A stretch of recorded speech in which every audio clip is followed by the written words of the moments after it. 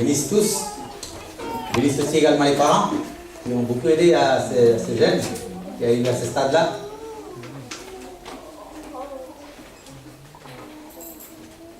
Pour commencer notre prédication, comme d'habitude, mes frères, chers frères et sœurs, on va prier.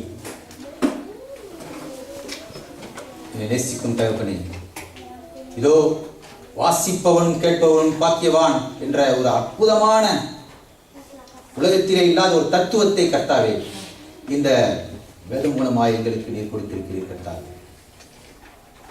தேவரே பெரியவன் அல்ல, சிறியவன் அல்ல, நாங்கள் யாவரும் ஆண்டவரே உங்களுடைய பாதத்திலே வந்து இருக்கிறோம் தகப்பனே.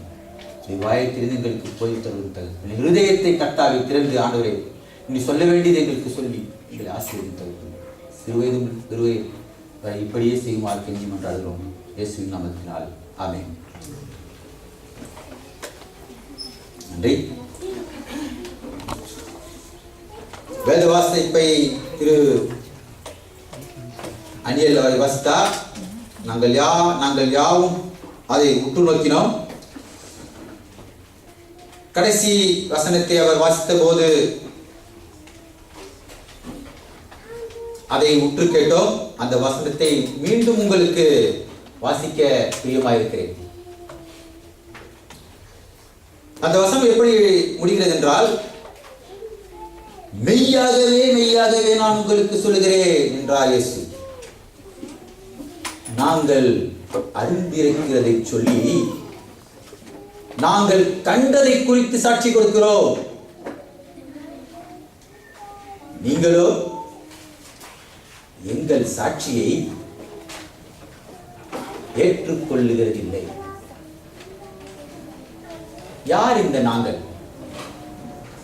நாங்கள் என்றால் யார்? யார் எனக்கு சொல்லிக் கொடுப்பது? நாங்கள் என்று சொல்லப்பட்டிருக்கிறதே எங்கள், நாங்கள் அறிந்திருக்கிறதை சொல்லி யார் இந்த நாங்கள்? சொல்லுங்க. இயேசுவின் சீஷர்கள். அடுத்து யார் சொல்ல முடியும் நாங்கள் யார் என்றீங்க? ரெண்டு வாக்கு. பிதா, குமாரன், பரிசுத்தாவி. திரித்துவம். இந்த திரித்துவம் சொல்வதை இயேசு எப்படி சொல்கிறார் என்றால், மெய்யாகவே மெய்யாகவே, அதாவது எபிரேய மொழியிலே ஆமென் ஆமென், அதாவது அப்படியே ஆகும், வேற மாதிரி ஆகாது என்ற அர்த்தம். கிரேக்க மொழியிலே நீங்கள் இதை கேட்டால், கிரேக்க வல்லுநர்கள் இதை எப்படி மொழிபெயர்ப்பார்கள் என்றால், இதுவரை உங்களுக்கு தெரியாத உண்மையை தான் தமிழிலே மெய்யாகவே என்றார்கள். இதுவரை உங்களுக்கு தெரியாது. என்ன தெரியாது? நாங்கள் கண்டிருக்கிறதை சொல்லி, நாங்கள் அறிந்திருக்கிறதை சொல்லி சாட்சி கொடுக்கிறோம்.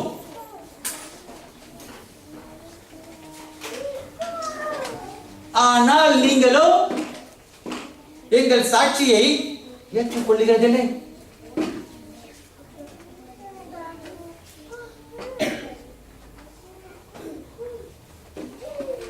சிலர் இதை திருத்துவத்தின் டிக்ளரேஷன் என்று சொல்கிறார்கள். திருத்துவத்தின் ஸ்டேட்மெண்ட். அவர்களது இருதயத்திலிருந்து அடியிலிருந்து வரக்கூடிய ஒரு பெரிய வாக்குமூலம். இங்கே இயேசு சொன்னார் நிக்கோதேமுவிடம், ஒவ்வொரு ஆலயத்திலும் அநேகர் வந்து கர்த்தருடைய செய்தியை கேட்கிறார்கள்.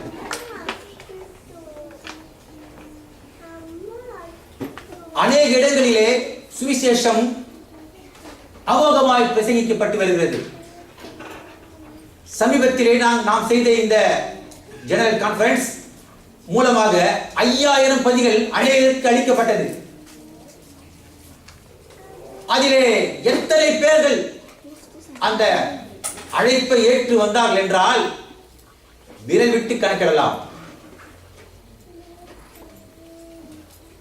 அந்த அற்புதமான போதகத்தை வெளியிட்ட போதகரின் போதகத்தை அநேக இந்த தொலைக்காட்சியிலும் பார்க்க வாய்ப்பு ஏற்படுத்தப்பட்டது. எத்தனை பேர்கள் அதை பார்த்தார்கள் என்றால் அதையும் நீங்கள் விரல் விட்டு எண்ணலாம். உலக மொழிகளிலே வேதமானது அச்சிட்டு வெளியிடப்படுகிறது.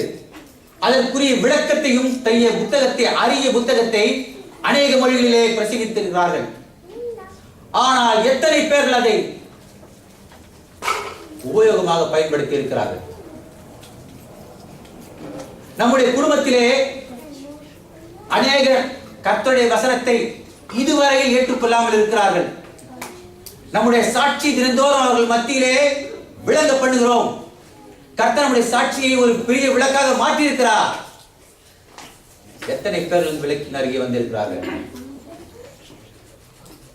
எத்தனை பேர்கள் நம் குடும்பத்திலே நம்முடைய சாட்சியை ஏற்றுக்கொண்டு நம்மோடு கோயிலே வந்திருக்கிறார்கள்?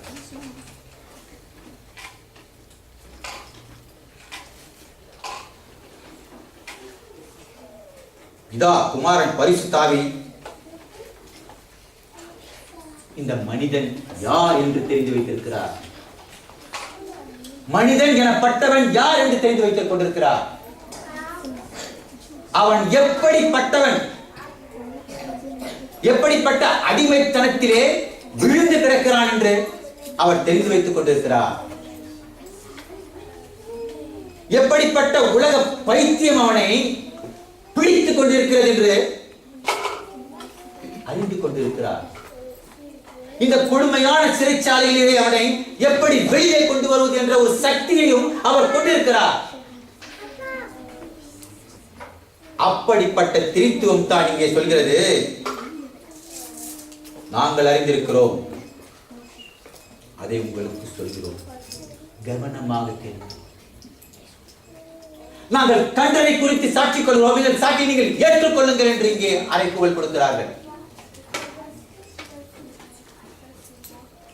இந்த ரகசியத்தினை மனிதர்களுக்கு அறிவிக்கும் போது இந்த பரலோக வெளிப்பாட்டை அறிந்து கொள்வதற்கு ஏன் அறிவு இல்லை, ஏன் எவ்வித சூரணையும் இல்லை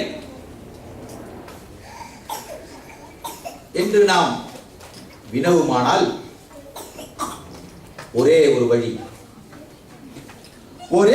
இருக்கிறது என்று வேதத்திலே சொல்லப்பட்டிருக்கிறது. என்ன அந்த வழி? தேவ கிருபை. இங்கே சொல்லப்பட்டது ஓய்வு நாள் பள்ளி பாடத்தில். தேவ கிருபை என்ற மாபெரும் கரம் அவனை பற்றி அழைத்துக் கொண்டு வர வேண்டும். இல்லை என்றால் அந்த மரமண்டை வேலை செய்யாது. அப்படித்தான் இந்த வேதம் பறைசாற்றுகிறது.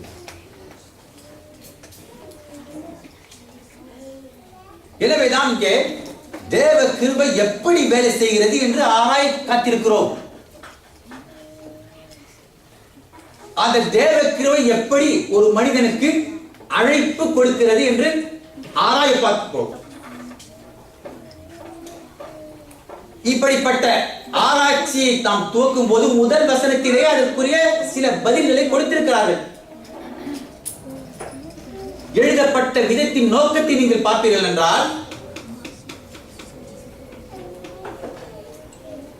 யூதருக்குள்ளே அதிகாரியான நிக்கோதேமு என்று எழுதினார் யோவான். நிக்கோதேமு என்று எழுதவில்லை, நிக்கோதேமு என்ற ஒரு மனிதன் என்று எழுதவில்லை. யூதருக்குள்ளே, அதாவது எருசலேம் எனப்பட்ட தேவ நகரத்திலே அநேக வேதப்பாரகர்கள் யூதர்கள் இருந்தார்கள், சங்கீதக்காரர்கள் இருந்தார்கள், பரிசுத்த ஆசாரியர்கள் இருந்தார்கள், லேவியர்கள் இருந்தார்கள். இவர்கள் யாவரும் யூதர்களே. இப்படிப்பட்ட அனைத்து கூட்டத்தின் மத்தியிலே ஒரே ஒரு மனிதன் என்று சொல்கிறார். யூதருக்குள்ளே, இப்படிப்பட்ட அநேக யூதருக்குள்ளே ஒரே ஒரு மனிதன். இந்த ஒரே ஒரு மனிதன் இயேசுவால் செய்யப்பட்ட போதகத்தையும் இயேசுவால் செய்யப்பட்ட அற்புதங்களையும் பார்த்து கல்லாய் சமைந்து போனான் என்று சொல்கிறான். ஏன் கல்லாய் சமைந்து போனான்? யூதருக்குள்ளே பெரிய அதிகாரியாக இருந்த இந்த மனிதன் இயேசுவின் போதகத்தை குறித்து அதிக ஆச்சரியமுற்று போனான். எங்கிருந்து வருகிறது இப்படிப்பட்ட வல்லமையான போதகம்? வேதப்பார்கள் நிறைந்த ஊரிலே ஒருவரும் இப்படிப்பட்ட ஒரு போதகத்தை செய்ய முடியவில்லையே. யார் இவர்? வழிபோக்கு போதகராக காணப்படுகிறாரே, நிரந்தர வீடு இல்லாதவராக இருக்கிறாரே, நிரந்தர விலாசம் இல்லாமல் இருக்கிறாரே, எங்கே உறங்குகிறார், என்ன சாப்பிடுகிறார், எந்த வசதியும் இல்லாமல் இருக்கிறாரே. யார் இவர்? இவர் வாயிலிருந்து வரக்கூடிய கிருபையுள்ள வசனங்கள் எங்கே இருந்து வருகின்றன? இவர் செய்யக்கூடிய அற்புதத்தின் வல்லமை எப்படிப்பட்ட வல்லமை? யூதருக்கு முன் பெரிய அதிகாரியாக நான் இப்படி செயல் லாயக்கு இல்லாமல் இருக்கிறேனே. எத்தனை நாள் மனிதர்களை ஏமாற்றிக் கொண்டிருப்பேன்? எத்தனை நாள்? இப்படிப்பட்ட கேள்விகள் நிக்கோதேமுவின் இருதயத்திலே துளைத்துக் கொண்டிருந்தன.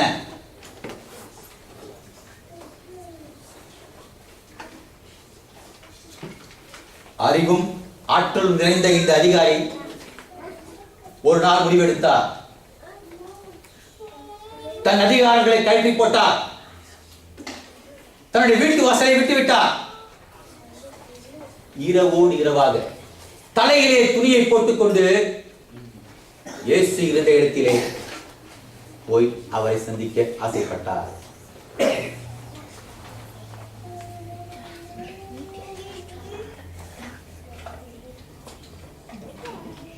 இப்பொழுது புரிகிறதா ஏன் சுவிசேஷ ஊழியம் நடக்கவில்லை என்று? பரிசுத்த ஆவியானவர் நிக்கோதேமுவின் உணர்ச்சியை தூண்டாவிட்டால் அவர் அப்படியே உட்கார்ந்து கொண்டிருப்பார். அவரது மனம் எந்த காலத்திலும் மாறாது. தேவ கிருபையானது ஒரு மனிதனை பற்றிக் கொள்ளாவிட்டால் அவன் அப்படியே தன்னுடைய ஆழ்ந்த உறக்கத்திலே தூங்கிக் கொண்டிருப்பான். எந்த இருளிலே உட்கார்ந்தானோ அதே இருளிலே கிடந்து தவிப்பார். நிக்கோதேமு தன்னை குற்றவாளி என்று கருதினார். அதாவது நீதிபதி இஸ்ரவேலிலே என்ற நீதிபதியின் ஆசனத்திலே உட்கார்ந்து கொண்டு இயேசுவினால் செய்யப்பட்ட போதகத்தையும் அற்புதங்களையும் தான் செய்ய முடியாத ஒரு அபாக்கிய நிலையை உணர்ந்து குற்றவாளி என்று கருதி இந்த குற்றத்திலே இனிமேலும் நான் உட்கார்ந்திருக்க மாட்டேன், இயேசுவின் அருகிலே ஓதப் போகிறேன். இப்படித்தான் உண்டாகிறது. சுவிசேஷத்தை கேட்கும் ஒவ்வொருவரும் நாம் இங்கே இயேசுவின் அழைப்பை பெற்று வந்திருக்கிறோம். நாம் தானாக வரவில்லை ஐயா. நம்முடைய புத்திக்கு எட்டிய வரையிலே தெரிந்து கொண்டு ஞானஸ்தானத்தை பெறவில்லை. நேற்று வரை நிக்கோதேமு நீதி ஸ்தானத்திலே இருந்து இஸ்ரவேலிலே நீதி சொல்லி வந்தார். ஆனால் இன்று இரவிலே தூங்காமல் தன்னுடைய மெத்தையிலே உலாவி விட்டு தலையிலே துண்டு துணியை போட்டுக்கொண்டு மறைத்து இயேசுவை நோக்கி அவாந்தர வெளியிலே ஓடுகிறார்.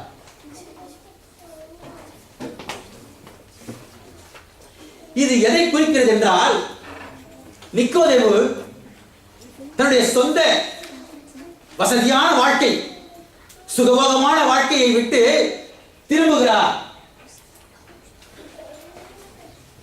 புரிகிறதா? தன்னுடைய சொந்த வாழ்க்கையை விட்டு நிக்கோதேமு திரும்புகிறார். ஒரு புது பாதையை நோக்கி போக ஆசைப்படுகிறார். தன்னுடைய சொத்து சுகங்களை விட்டுவிட்ட போது அந்த சொத்து சுகங்களுக்காக அவர் கவலைப்படவில்லை.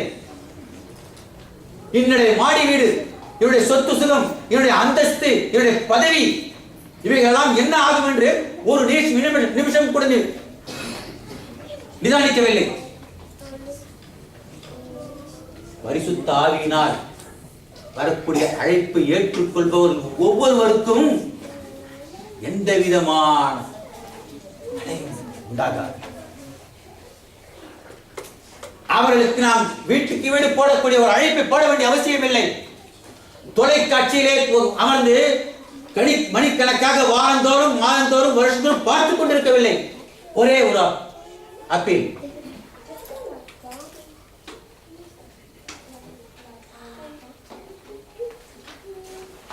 இந்த அதிசயத்தை மீண்டும் ஒரு முறை வேறு முறையிலே உங்களுக்கு காட்ட ஆசைப்படுகிறேன். இந்த அதிசயம் ஒரு நாள் தமஸ்கு ஊரின் வாசலிலே நடந்தது. இதை அப்போஸ்தலர் நடவடிக்கைகளிலே 9ஆம் அதிகாரத்திலே செதுக்கி வைத்திருக்கிறார்கள். அந்த வசனத்தை உங்களுக்கு காட்ட ஆசைப்பட்டு அந்த வசனத்தை உங்களுக்கு ஆராய அழைக்கிறேன். 9ஆம் அதிகாரம் அப்போஸ்தலர் நடவடிக்கைகள் 3ஆம் 4ஆம் வசனம். யாராவது படிக்க முடியுமா அந்த வசனத்தை? அற்புதமான வசனத்தை கர்த்தருடைய ஆவியினால் அதை படிக்க முடியுமா? அவன் பிரயாணமாய் போய் தமஸ்குவுக்கு சமீபித்த போது சடிதியிலே வானத்திலிருந்து ஒரு ஒளி அவனை சுற்றி பிரகாசித்தது. அவன் தரையிலே விழுந்தான். அப்பொழுது சவுலே சவுலே, நீ என்னை ஏன் துன்பப்படுத்துகிறாய் என்று தன்னுடனே சொல்லுகிற ஒரு சத்தத்தை கேட்டான். ஆமென். நேற்று வரை தர்சு பட்டணத்தை சேர்ந்த சவுல் என்பவன் கர்த்தருடைய சீஷர்களை பயமுறுத்தி கொலை செய்தான் என்று எழுதப்பட்டிருக்கிறது. பார்த்தீர்களா அந்த வசனத்தை? சாதாரணமாக கொலை செய்யவில்லை ஐயா. 1ஆம் வசனம் சொல்கிறது, சவுல் என்பவன் இன்னும் கர்த்தருடைய சீஷரை பயமுறுத்தி கொலை செய்யும்படிக்கு சீறி பாய்ந்தான். சாதாரணமாக கொலை செய்யவில்லை ஐயா. கர்த்தருடைய சீஷர்களை பிடித்து நெஞ்சை அமுக்கி பயமுறுத்தி அவர் கண்கள் அதிலே கத்தியை கொண்டு போய் காட்டியிருப்பார். பயமுறுத்தி கொலை செய்தார். ஆனால் பார்த்தீர்களா, இன்று வானத்திலிருந்து வந்த ஒரு ஒளி அவனை சுற்றி பிரகாசித்தது என்று எழுதப்பட்டிருக்கிறது. வானத்திலிருந்து வந்த அழைப்பு, வானத்திலிருந்து வந்த கிருபை, வானத்திலிருந்து வந்த ஒரு அற்புதமான அதிசயம், வானத்திலிருந்து வந்த ஒரு ஆசீர்வாதம் அவனை சுற்றி அப்படியே வட்டமிட்டது.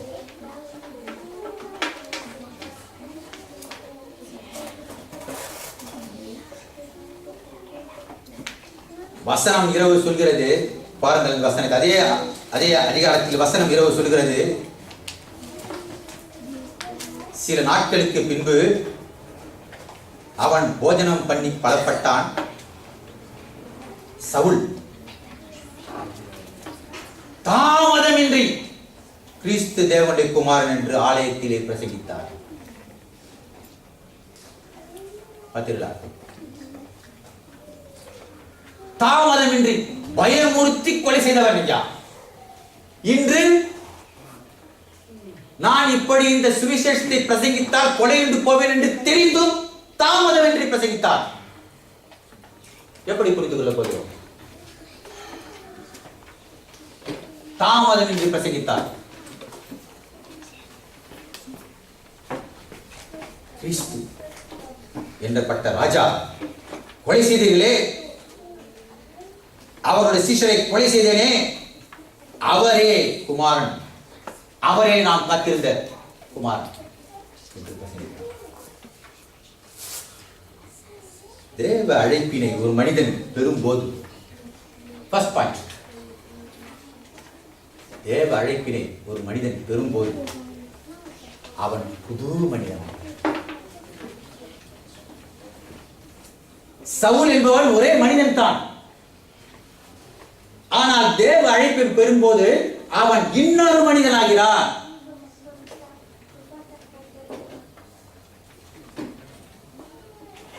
இதுதான் இயேசுவால் சொல்லப்பட்ட ஒரு அற்புதமான அற்புதம்.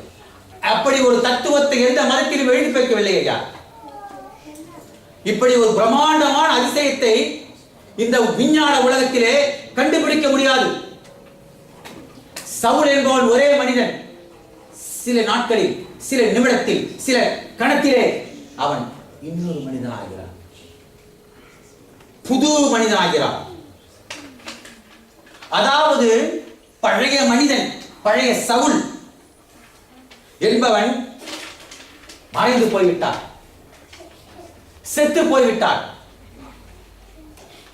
அவனது பழைய குணங்கள், பயமுறுத்தி கொலை செய்யக்கூடிய மிருக குணங்கள் அவனோடு அடக்கம் பண்ணப்பட்டு விட்டது. அந்த பழைய மனிதனோடு அது மறக்கப்பட்டு விட்டது. இனிமேல் அவனுக்கும் அந்த பழைய மனிதனுக்கும் எவ்விதமான தொடர்பும் இல்லை என்று பரிசுத்த வேதம் சொல்லுகிறது. ஒரு பாலகனை போல் பார்த்தீர்களா, ஒரு சாதாரண குழந்தையை போல் அவன் புது மனிதனாகிறான்.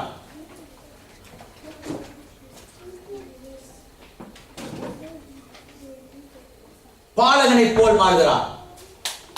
அவனுடைய இருதயத்திலே எவ்விதமான உணர்ச்சிகளும் இல்லை. அவனுக்கு தெரிந்ததெல்லாம் இனிமேல்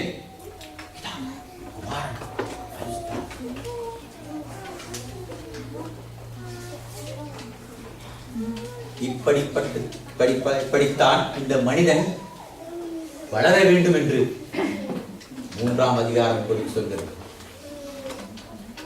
இந்த புது பிறப்பு ஒரு அற்புதம் என்று சொல்லப்பட்டிருக்கிறது. இந்த அற்புதம் எப்போது நிகழ்கிறது என்றால், அந்த மனிதன் ஜலத்திலே மூழ்கும் போதும் ஆவியானவரால் மாற்றப்படும் போதும் நடந்தேறும் என்று இந்த 3ஆம் பகுதியிலே வாசித்தோம். ஒரு மனிதன் தன் இயேசுவை தன் சொந்த இரட்சகராக ஏற்றுக்கொள்ளும் போது அவனது எல்லா பாவங்களையும் இயேசுவின் இரத்தத்தினால் மூடப்படுது. இனிமேல் அவனுக்கும் அந்த பாவத்துக்கும் எவ்விதமான சம்பந்தமும் இல்லை என்று வேதம் சொல்லப்படுகிறது. எப்படிப்பட்ட அற்புதமான சந்தோஷத்தை ஒரு மனிதன் பெற முடியும்?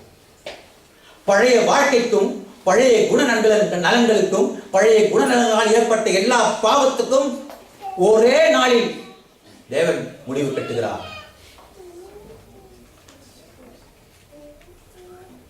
ஒரே நாளில் முடிவு கட்டுகிறார். அன்றைய தினம் பிதாவுக்கு முன்பாக பரலோக வாசல் ஸ்தலத்திலே அவன் இதுவரை எந்த விதமான குற்றமில்லை என்று நிரூபிக்கப்படுகிறார். கிறிஸ்தவ தத்துவம், தெளிவான தத்துவம். எவ்வித பாவமும் அறியாத ஒரு பாலகனை போல் அங்கே கருதப்படுகிறார். இவன் மனம் பாலகனை போல் இருப்பதால் இவனை வளர்க்க ஒரு ஆள் தேவைப்படுகிறது.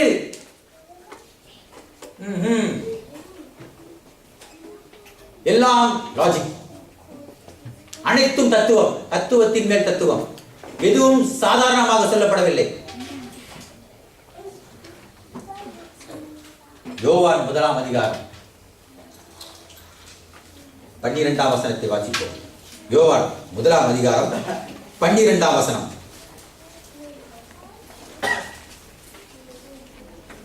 யார் இதை வாசிப்பது? தயவு செய்து. அவருடைய நாமத்தின் மேல் விசுவாசம் உள்ளவர்களாய் அவரை ஏற்றுக்கொண்டவர்கள் எத்தனை பேர்களோ அத்தனை பேர்களும் தேவனுடைய பிள்ளைகள் ஆகும்படி அவர்களுக்கு அதிகாரம் கொடுத்தார். 13. அவர்கள் இரத்தத்தினாலாவது மாம்ச சித்தத்தினாலாவது புருஷனுடைய சித்தத்தினாலாவது பிறவாமல் தேவனாலே பிறந்தவர்கள். பார்த்தீங்களா? இப்பொழுது நமக்கு தெல்ல தெளிவாக புரிகிறது. அவனுக்கும் பழைய மனிதனுக்கும் எவ்வித சம்பந்தம் இல்லை. அவனுக்கும் அவனுடைய பழைய நலங்களுக்கும் எவ்வித சம்பந்தமும் இல்லை ஆகிவிட்டது. வெட்டு ஒன்று துண்டு ரெண்டு ஆகிவிட்டது. இப்படிப்பட்ட அதிகாரத்தை கொடுத்தார் என்று வாசிக்கிறோம். இனிமேல் அவனை எந்த விதமான பிசாசு சக்தியும் அவனை ஒன்றுமே ஆக்க முடியாது என்ற அதிகாரத்தை கொடுத்தார். இனிமேல் அவன் மரணம் அடைவதில்லை என்ற ஒரு அதிகாரத்தை கொடுத்தார். இயேசு தன்னுடைய சொந்த ரத்தத்தினால் கொடுத்தார். இயேசு என்பவர் தன்னுடைய சொந்த ரத்தத்தினால் நம்மை வாங்கினார். ரத்த சம்பந்தம் ஐயா, கிறிஸ்தவ வேதம் ரத்த சம்பந்தம். அநியாயமாக விற்கப்படவில்லை ஐயா. தேவ நீதியை ஒரு நாள் நிறைவேற்றி கல்வாரி சிலுவையிலே அநேக துன்பத்தை பொறுத்து, அநேக அக்கிரமத்தை பொறுத்து, அநேக பாவத்துக்காக தேவன் தாமே தன்னை ஒப்பு கொடுத்தார். அப்படிப்பட்ட பரிசுத்த ரத்தத்தினாலே நாம் தேவ சித்தத்தினால் பிறந்தோம். அதனால் தான் தேவன் தாமே அழைப்பை கொடுக்கிறார். எல்லாமே ஒரே புள்ளியில் வந்து விடுகிறது. எதுவுமே தற்செயலாக நடக்கவில்லை. நம்முடைய வாழ்க்கையிலே இங்கு வந்து உட்கார்ந்து இருக்கிறோமே, எதுவுமே தற்செயலாக நடக்கவில்லை. எந்த காரியத்தையும் நம்முடைய சுய நிலையினால் செய்ய முடியாது. இனிமேல் எந்த ஒரு காரியத்தையும் அனாவசியமாக செய்ய முடியாது.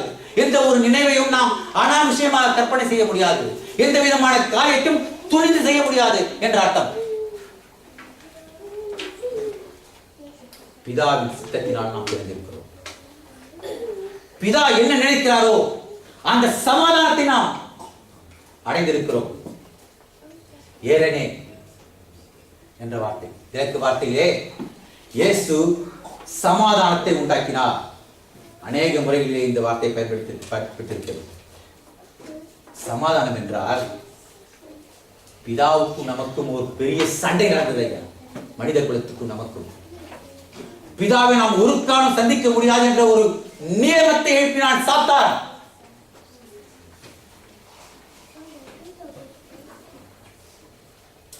பிதாவை ஒரு காலம் நாம் பார்க்க முடியாத நிலைக்கு நம்மை கொண்டு வந்தான். ஆனால் இயேசுவோ தன் ரத்தத்தினால் பாலத்தை போட்டார். இதுதான் இறைவனே சமாதானம். இயேசு கிறிஸ்துவின் சமாதானம் உங்களோடு கூட இருப்பதாக என்று வாசிக்கிறோம். ஆசீர்வாதத்தை பெற்றுக்கொள்கிறோம். அதாவது பிதாவும் நீங்கள் ஒன்றாக ஆகிவிடுங்கள். எவ்விதமான சக்தியும் உங்களை நாசமோசமோ பட்டயமோ ஒன்றுமே ஆக்க முடியாத நிலைக்கு ஆகிவிடுங்கள் என்று அர்த்தம். இதனால் தான் கிறிஸ்தவன் சமாதானத்தின் பிரதிநிதி ஆயிருக்கிறான். அவன் இருதயத்திலோ அவனது வார்த்தையிலோ அவனது சிந்தையிலோ சண்டை என்று இருக்கக்கூடாது ஐயா. இது லாஜிக் பாயிண்ட்.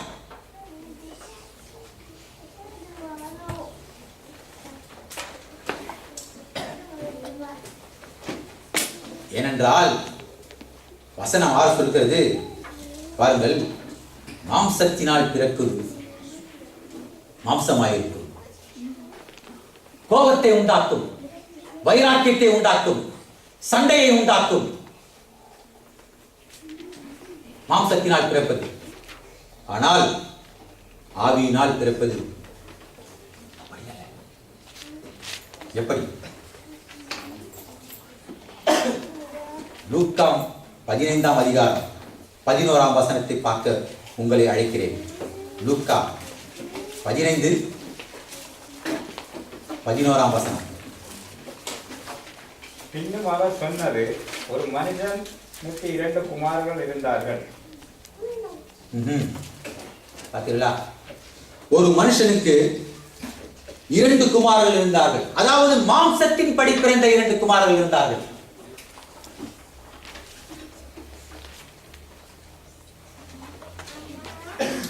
சில நாளைக்கு பின்பு இளைய மகன் எல்லாவற்றையும் சேர்த்துக் கொண்டு தூரதேசத்துக்கு புறப்பட்டு போய் அங்கே துன்மார்க்கமாய் ஜீவனம் பண்ணினான். தன் ஆசையை அழித்து போட்டான். எல்லாவற்றையும் அவன் செலவழித்த பின்பு அந்த தேசத்திலே கொடிய பஞ்சம் உண்டாயிற்று. அப்பொழுது அவன் குறைவுபட தொடங்கி அந்த தேசத்து குடிகளிலே ஒருவரிடத்தில் போய் ஒட்டி கொண்டான். அந்த குடியானவன் அவனை தன் வயல்களிலே பன்றிகளை மேற்கும்படி அனுப்பினான். அப்பொழுது பன்றிகள் தின்கிற தவிட்டினாலே தன் வயிற்றை நிரப்ப ஆசையாயிருந்தான். ஒருவனும் அவனுக்கு கொடுக்கவில்லை. 17ஆம் வசனம். அதை உற்று பார்க்குமாறு உங்களை அழைக்கிறேன் அன்பான சகோதரனே சகோதரியே. உற்றுப்பார் அந்த வசனத்தை, கண்ணை திறந்து பார், ஆவியானவரை கேட்டுப்பார். என்ன சொல்கிறார்? அவனுக்கு புத்தி தெளிந்த பின்பு என்று சொல்கிறார். இதிலிருந்து நமக்கு என்ன தெரிகிறது என்றால், மாம்சத்திலே நாம் வாழும் போது புத்தி குழம்பி போயிருக்கிறோம், பைத்தியம் பிடித்தவர்களாக இருக்கிறோம். மாம்ச சிந்தை உள்ளவர்கள் பரிதாபத்திற்குரியவர்களாக இருக்கிறார்கள். அவர்களுக்கு புத்தியும் இல்லை, ஞானமும் இல்லை, கிள்ளி பார்க்கும் சுரணையும் இல்லையா இருக்கிறார்கள் என்று சொல்லப்பட்டிருக்கிறது. மாம்சத்திலே பிறந்தவர்கள்.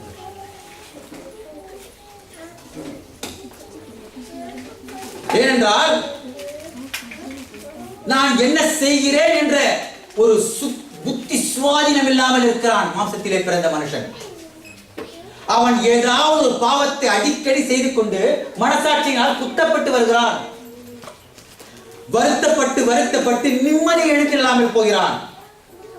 சில பயங்கர பாவங்கள் மூலமாக இன்னும் சிலர் மிருக குலத்தை கொண்டு மிருகமாய் மாறுகிறார்கள். மனிதன் மிருகமாய் மாறிவிட்டான். சமுதாயம் இன்று கெட்டு போய் இருப்பதற்கு இப்படிப்பட்ட ஆட்களே காரணம்.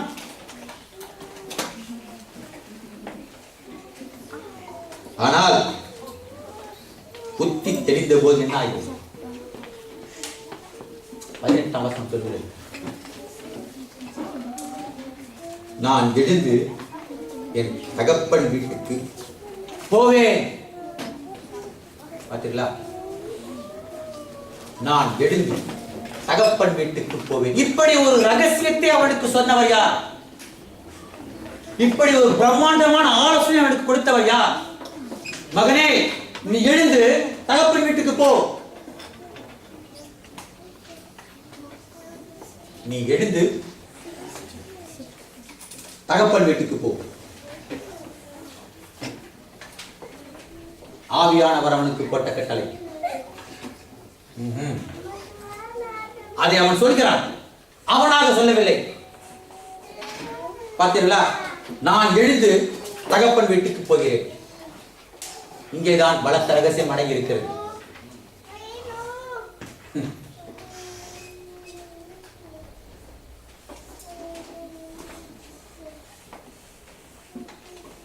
வீட்டிலிருந்து சொத்தை கொண்டு வந்து அபகரித்து கொண்டு வந்து ஆஸ்திகளை அழித்து போட்டு விபச்சாரிடம் தங்கி விபசார மார்க்கத்தில் நடந்து எல்லாவற்றையும் இழந்து கட்டிக்கொள்ள துணியில்லாமல் இருக்கப்பட்ட மனிதன் எப்படி தகப்பன் முகத்திலே ஒழிப்பான்? போய்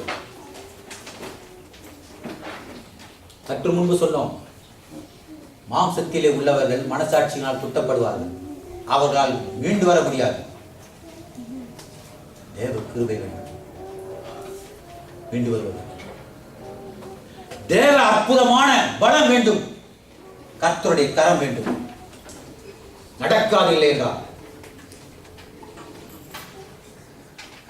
அப்படிப்பட்ட பலத்திலே அவன் சொல்கிறான். அதாவது அவனாக சொல்லவில்லை, பரிசுத்த ஆவியானவர் அவனிடத்திலே வந்துவிட்டார். நான் எழுந்து தகப்பன் வீட்டுக்கு செல்வேன்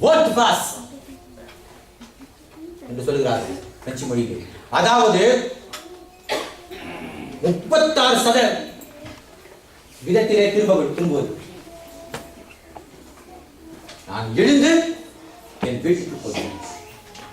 இந்த பழைய வாழ்க்கை எனக்கு பின்னால் இருக்கிறது என்று அர்த்தம். மீண்டும் மீண்டும் உங்களுக்கு சொல்கிறேன், நிக்கோதேமு தான் குற்றவாளி என்று உணர்ந்த போது அவன் வீட்டை விட்டு ஓடினான். சவுல் தான் குற்றவாளி என்று சொல்ல போது எழுந்து நின்று சொன்னான், ஆண்டவரே, நான் என்ன செய்ய நிசித்தமாயிருக்கிறேன் என்று கேட்டான்.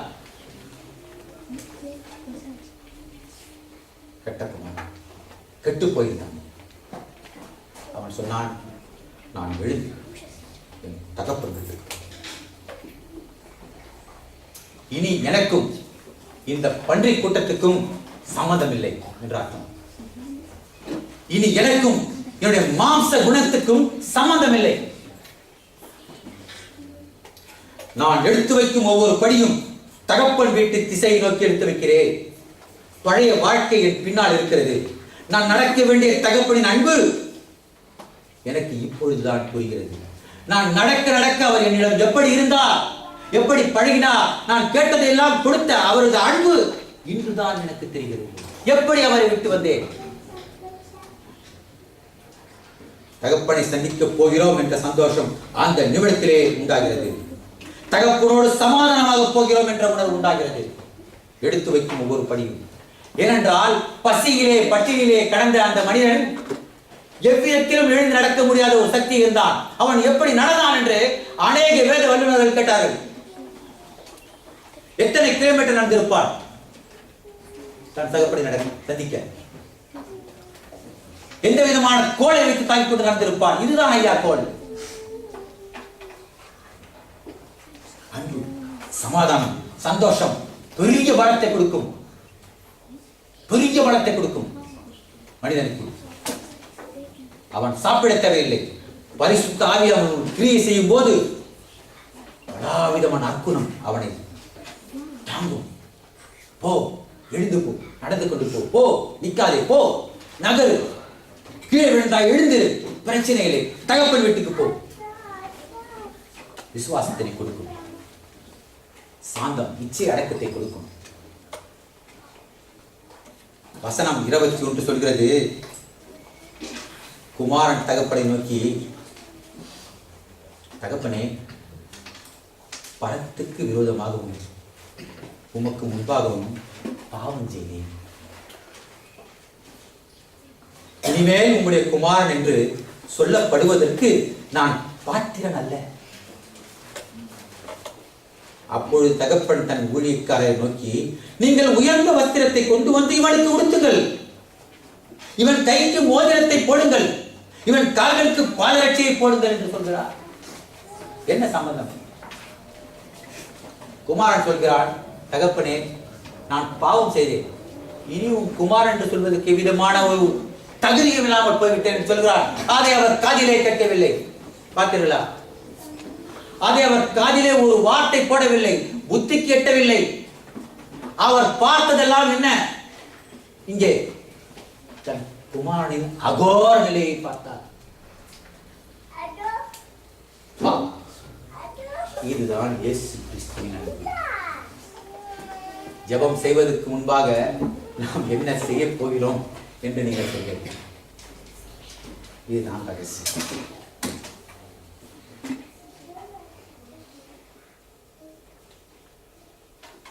அவரது முதல் வேலை, அவருக்கு முன்னால் நாம் நிற்கும் போது அவர் என்ன செய்கிறார் என்றால், நம்முடைய பழைய மனிதனை கலைந்து போடுகிறார். நம்முடைய பழைய குணங்களை அவர் மாற்றுகிறார். பழைய சுபாவத்தை அவர் மாற்றுகிறார். அவருக்கு அதுதான் முக்கியம். அது ஒன்றுதான் அவருக்கு தலையெறிச்சல், அது ஒன்றுதான் அவருக்கு தீராத குழப்பம். அதை உடனடியாக செய்கிறார். நமக்கு இம்மீடியட்லி என்று சொல்லப்படுகிறது ஆங்கிலத்தில். அதாவது தாமதமின்றி, இந்த வார்த்தையை தான் உபயோகித்தார் சவுல். தாமதமின்றி அவன் பிரசங்கித்தான். தாமதமின்றி அவன் உடம்பை கட்டப்பட்டது, கோவை போட்டப்பட்டது. இனிமேல் அவன் பழைய குமாரன், மாம்சத்திலே பிறந்த குமாரன். இதை சொல்கிறார். பாருங்க என்ன அற்புதமாக சொல்கிறார். என் குமாரனாக இவன் என்ன சொல்கிறது? 24ஆம் வசனம், மரித்தான். என் குமாரன் எனக்கு குமாரனாக பிறந்தது, மரித்தான். சந்தோஷமாக சொல்கிறார். எப்படிப்பட்ட வாக்குத்தத்தம்! எந்த ஒரு தகப்பனாவது தன் குமாரன் இறந்த போது, என் குமாரன் இறந்து விட்டான், ஐயோ என் பிள்ளையை போயிட்டு, மாம்சத்தின்படி பிறந்தவர்கள் அழுகிறார்கள். ஆனால் இதா ஆவியானவர், என் குமாரன் மரித்தான்,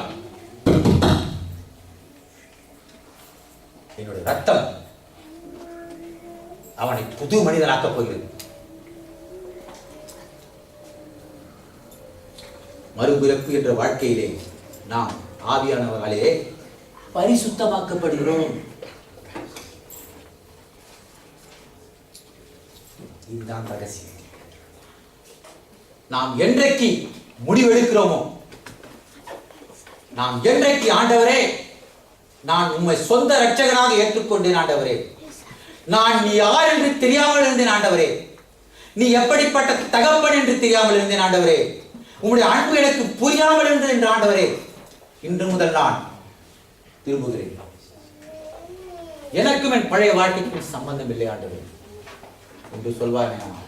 அந்த நிமிடம் முதல் நாம் பரிசுத்தமாக்கப்படுகிறோம்.